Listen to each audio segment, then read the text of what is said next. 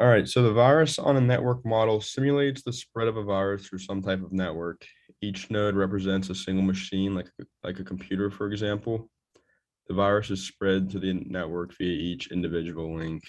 When a node becomes infected, each leak around it is susceptible to becoming infected as well. This probability is given by the virus spread chance slider. The virus can only spread one link at a time, so only the neighbors are susceptible during each tick. Each node must check whether they are infected, so they may have the virus and not even realize. They check with a frequency given by the virus check frequency slider. If a node does not know it's infected, there is a chance it could spread the virus through the execution of an email. Nodes may become resistant to the virus. This means that they cannot become infected. Updated antivirus software can allow for this. We will be analyzing a bunch of different factors as follows. So before we ran the net logo, all nodes are safe and the virus is eliminated, given by the fact that there are no red nodes. When we change the average node degree, since there are more links, the resistant nodes increased extremely rapidly, and the infected number of nodes decreased non-linearly. And when we increase the initial outbreak size, the virus is still eliminated rather rapidly despite the large initial size of the outbreak. And when we raise the virus spread chance to 9.4%, the virus did start out initially slow, but rapidly spikes as tons of computers become infected. Due to the recovery chance and ability to gain resistance, the virus loses. And when we increase the virus check frequency, the result was pretty similar to the increased virus spread chance. And initially there's a huge spike in infected, but eventually the resistance knocks the virus out. And when we make the recovery chance 0%, obviously every computer is infected rather quickly. And if you want to see everyone become infected, the best way to do this is to get rid of the recovery chance. And our last slider point, we increase the gain resistance chance. And in our picture, you can see that the virus is immediately eradicated. So things to try when there's a 0% gain resistance chance. First, this experiment will run forever to make sure every node or computer becomes infected. So the user must decrease recovery chance as well. And doing this will make sure that 100% of it is infected with the virus. Secondly, some nodes may survive if they're able to gain resistance. Nodes will eventually recover, but will end up becoming infected again. So it is never ending, which is why the experiment will keep on running forever. And if you look at this image, it shows how all the nodes are infected at the same time.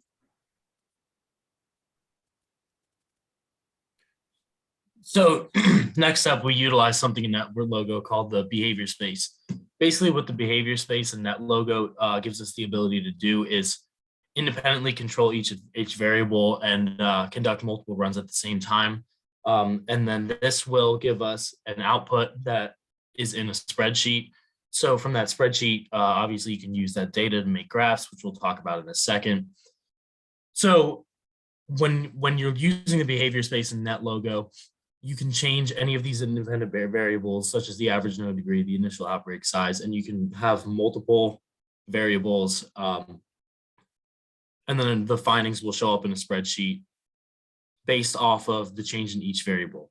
You can change any variable you want. You can change multiple variables. You can have, for example, the average node degree be 6 and then 10 and then 20. And when you conduct a run, it will run all three of them multiple times, basically average the results, average the time, average the number of nodes infected, and it'll put this on the spreadsheet for you.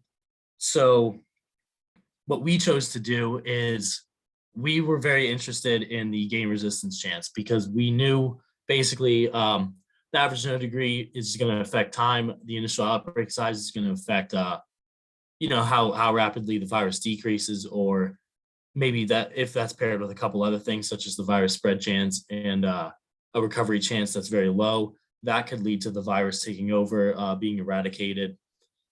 What we found in most cases is that the virus would normally be eradicated. It was very hard for the virus to basically win unless the recovery chance of each individual node or computer was zero. But you also had to make sure that gain resistance chance was pretty low too, if you wanted the virus to win, because there's still possibility that some computers would gain resistance even if the virus is spreading rapidly. There are certain nodes that could get resistant to the virus, and then none of the other ones would have a chance to recover. So what we did here is we used the gain resistance chance as 5%, 50%, and 100% to obtain our findings. You can tell by these little graphs here, and then the spreadsheet that's also attached to our documents, that they're a little confusing to look at. I get that, and I'll explain them here in a second. So basically, there were three different variables. There is a max PX core, min PY core, and a max PY core. This is basically just saying the minimum and maximum values of the X and Y components. And then we use a formula that was the quantity of count turtles at a resistant divided by the total number of turtles times 100. So this would give us in each run at 5%, 50%, and 100%, the average number of turtles that were resistant over the total numbers of turtles. As you can see by this orange line on the bottom one, the really long one, that's the 5% resistance chance.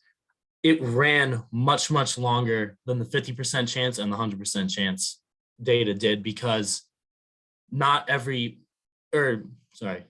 gain resistance chance of 5% gave nodes a slight disadvantage to the virus, because odds are there's a 95% chance that they would not gain resistance. So while the virus was still eradicated, it basically just took a longer time.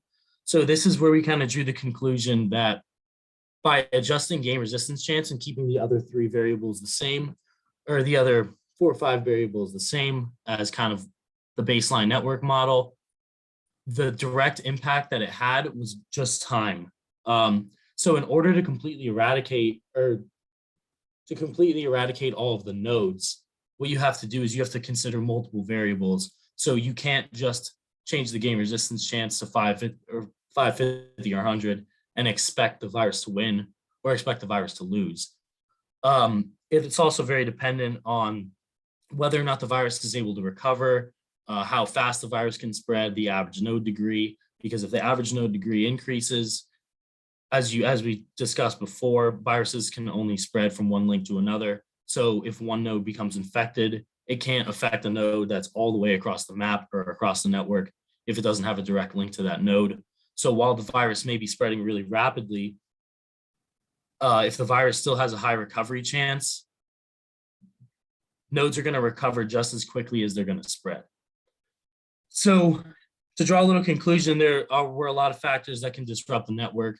In our opinion, recovery chance is the greatest factor on whether or not the virus spreads, because if a virus can recover, or if a node can recover from the virus is kind of just basically taking 2 steps forward and then 1 step back, 2 steps forward and 1 step back, but it's ultimately not going to win if the computers are still able to recover. We were pretty interested on how we could develop a virus that was able to absolutely wipe out all the computers. And we found that not necessarily one variable would allow us to do that.